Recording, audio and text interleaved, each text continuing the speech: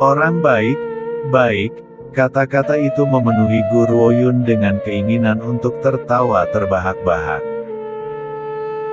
Dia tidak pernah menjadi orang yang baik dan telah mengambil nyawa yang tak terhitung jumlahnya dengan tangannya sendiri. Namun dia tidak pernah menyakiti orang yang tidak bersalah. Orang-orang yang dia bunuh semuanya pantas mati. Namun dia tidak pernah berpikir bahwa keluarga Lin akan melakukan pembantaian yang begitu kejam. Mereka telah mengalihkan kemarahan mereka ke sekelompok penduduk desa yang tidak bersalah semua karena kebencian di antara mereka. Dia bersumpah bahwa dia tidak akan pernah beristirahat sampai dia menghancurkan seluruh keluarga Lin. Bibi Hua, jangan khawatir, aku akan membalaskan dendammu dan penduduk desa lainnya. Ketika saatnya tiba, aku akan membawa tengkorak anggota keluarga Lin ke kuburanmu dan meminta mereka untuk meminta maaf kepadamu. Wajah keriput Bibi Hua tersenyum lega. Lalu, aku bisa tenang. Dia bergumam lemah. Tangannya terlepas dari genggaman Guru Woyun dan jatuh ke tanah. Dia kemudian perlahan menutup matanya dan diam. Guru Woyun meletakkan tubuh Bibi Hua ke tanah dan perlahan bangkit.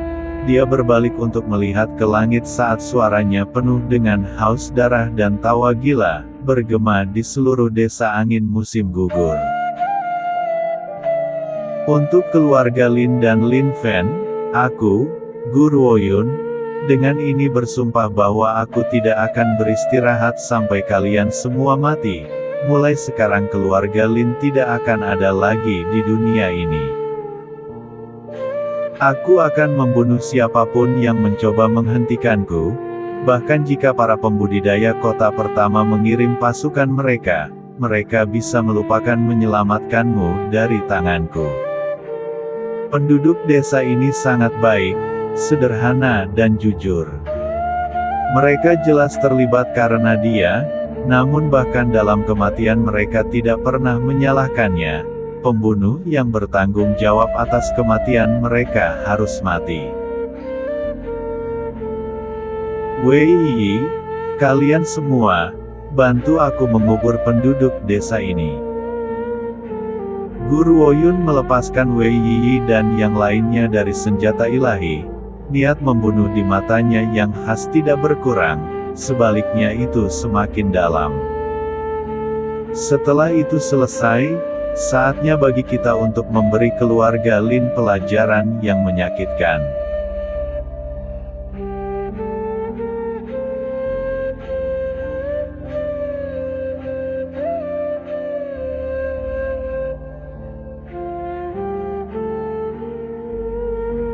Angin segar bertiup melalui hutan.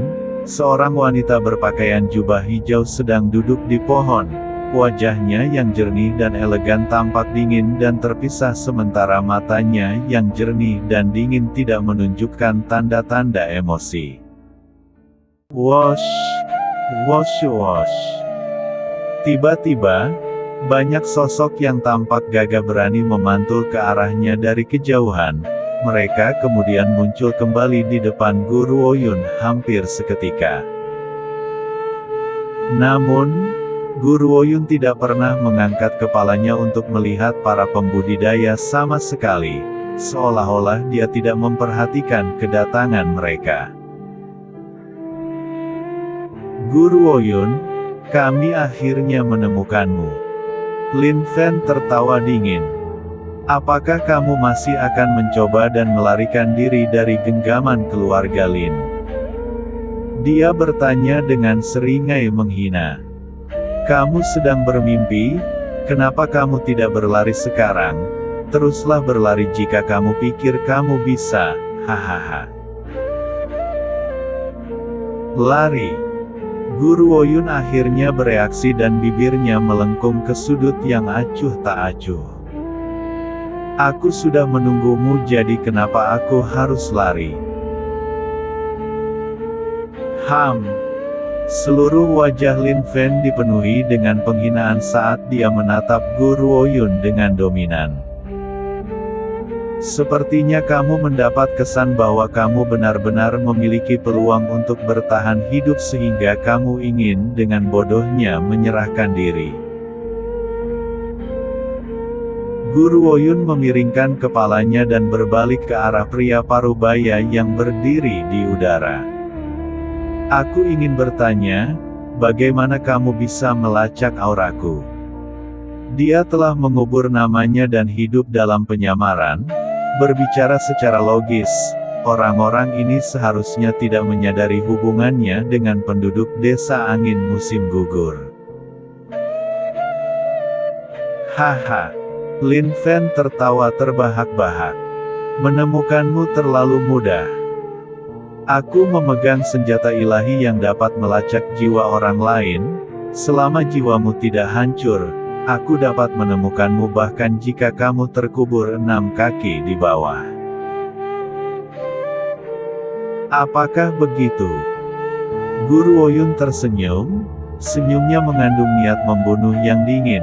Suaranya sedingin es ketika dia berbicara sekali lagi.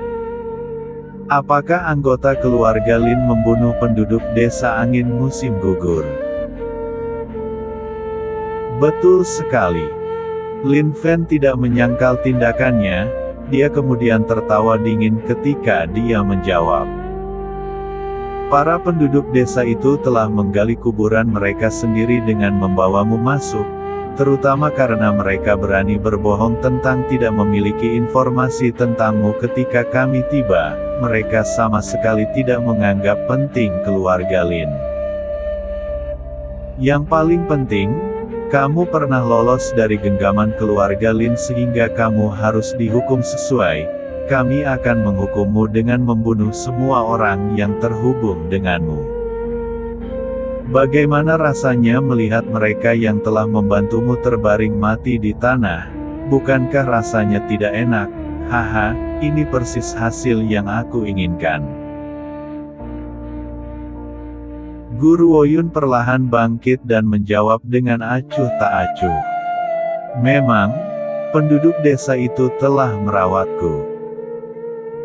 Namun mereka hanya sekelompok orang biasa dan bahkan bukan pembudidaya. Keluarga Lin yang tinggi dan perkasa bahkan tidak akan membiarkan beberapa rakyat jelata. Orang biasa. Lin Fen mengendus. Terus. Tidak masalah siapa itu, selama keluarga Lin ingin mereka mati, mereka harus mati. Ini adalah dunia di mana hanya yang kuat yang menjadi raja, rakyat jelata kecil yang lemah itu tidak punya hak untuk hidup. Yang lemah tidak punya hak untuk hidup di dunia ini. Senyum dingin muncul di wajah Gu Ruoyun saat matanya yang jernih menatap wajah arogan Lin Fen. Kuharap kamu ingat semua yang baru saja kamu katakan. Lin Fen mencibir dengan dingin sebelum dia menjawab dengan penghinaan mutlak. Gu Ruoyun, pada akhirnya kamu yang harus disalahkan atas kematian penduduk desa itu. Kamu adalah orang berdosa yang sebenarnya di sini, bukan salah keluarga Lin bahwa mereka harus mati. Jika kamu tidak pergi ke tempat lain, mereka tidak akan kehilangan nyawa mereka. Oleh karena itu setelah kami menambahkan semua faktor ini bersama-sama, kamu sebenarnya adalah penjahatnya.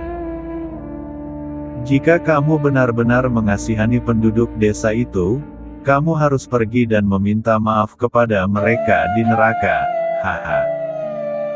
Serang, semuanya diizinkan bahkan jika kalian melumpuhkan wanita ini, asalkan tidak membunuhnya.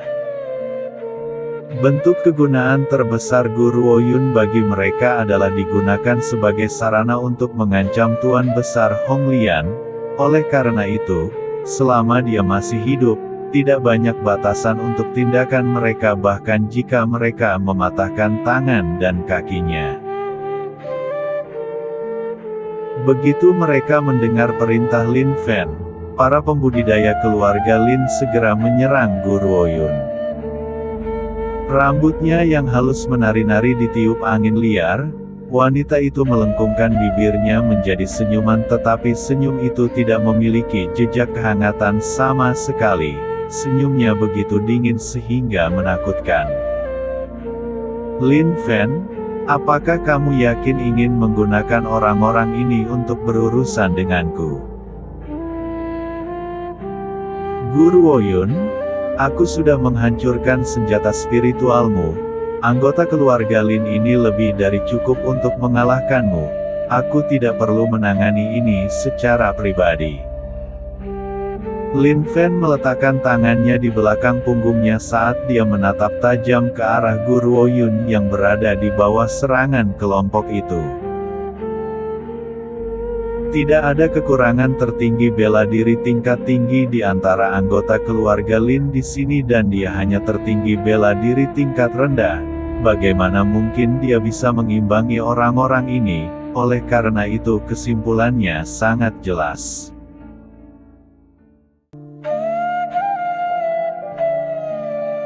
Pada saat itu, aura dari tubuh Gu Ruoyun mulai meluap. Tatapannya yang cepat dan kuat seperti pisau tajam, tidak terlihat namun cukup untuk membunuh seorang pria.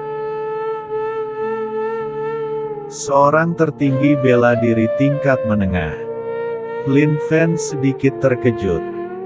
Gadis kecil ini baru saja menjadi tertinggi bela diri tingkat rendah sebulan yang lalu. Aku tidak pernah berharap dia menerobos ke peringkat tertinggi bela diri tingkat menengah. Tapi jadi apa? Bahkan jika dia adalah tertinggi bela diri tingkat menengah, dia tidak mungkin bisa mengalahkan tertinggi bela diri tingkat tinggi sebanyak ini. Tepat ketika dia akan mencibir dengan jijik padanya, dia tiba-tiba menyadari bahwa Gu Ruoyun telah menelan pil. Pil itu adalah pil misteri tertinggi yang telah dia sempurnakan selama rapat umum sekte kedokteran. Awalnya dia berniat untuk menunggu sampai dia mencapai peringkat tertinggi bela diri tingkat tinggi sebelum mengkonsumsi pil misteri tertinggi untuk menerobos ke peringkat orang suci bela diri langsung. Namun dia tidak bisa menunggu lebih lama lagi. Gu Ruoyun tidak menggunakan pil itu ketika dia pertama kali dikejar oleh keluarga Lin karena dia hanya tertinggi bela diri tingkat rendah pada waktu itu. Bahkan jika dia menggunakan pil misteri tertinggi saat itu, dia hanya akan menembus ke peringkat tertinggi bela diri tingkat menengah. Itu tidak akan banyak keuntungan baginya dalam pertempuran itu. Namun, kali ini berbeda.